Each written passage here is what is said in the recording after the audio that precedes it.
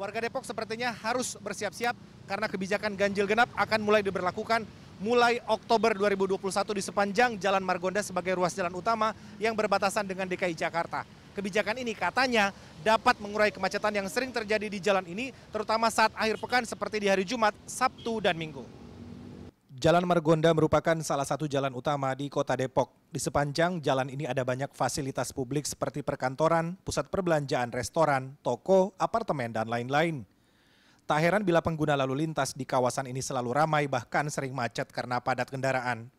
Untuk itulah pemerintah Kota Depok akan menerapkan kebijakan ganjil genap untuk mengatasi kemacetan terutama di akhir pekan.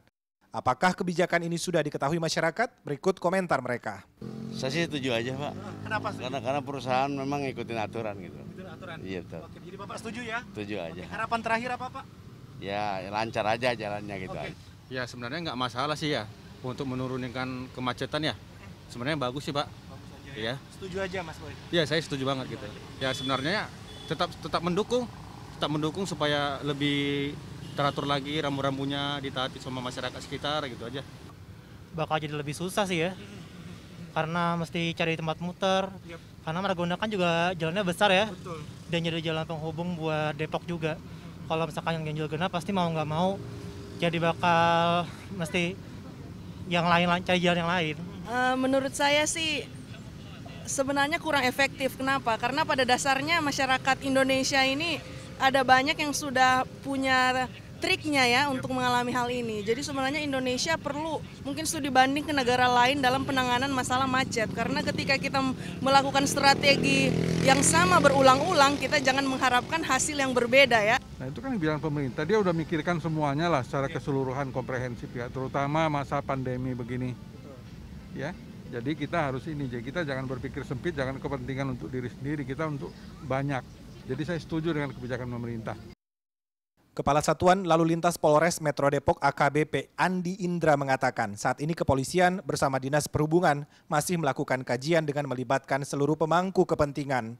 Mereka akan duduk bersama untuk mendengar masukan agar kebijakan ganjil genap tepat sasaran. Sementara ini kita masih dalam tahap sosialisasi.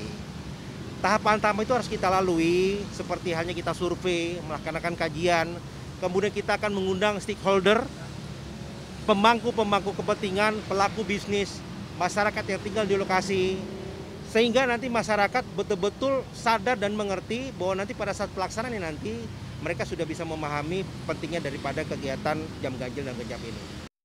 Menurut Andi Indra, kebijakan ganjil genap khusus hari Sabtu dan Minggu di Jalan Margonda akan dimulai dari arah Depok menuju Jakarta, yaitu dari Simpang Ramanda Jalan Arif Rahman Hakim hingga Simpang Juanda. Kemudian dilanjutkan dari Simpang Juanda sampai Jalan Layang Universitas Indonesia. Begitu juga sebaliknya dari arah Jakarta menuju Depok.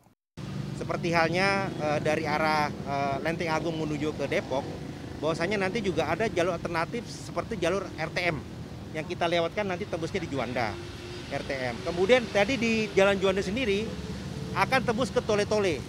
Jadi memang jalur-jalur alternatif sudah kita persiapkan dalam rangka mengantisipasi apabila nanti di jam tersebut ada diwaktukan jam ganjil dan genap. Jadi masyarakat tidak usah khawatir karena kita konsentrasi adalah di ruas jalan Margonda.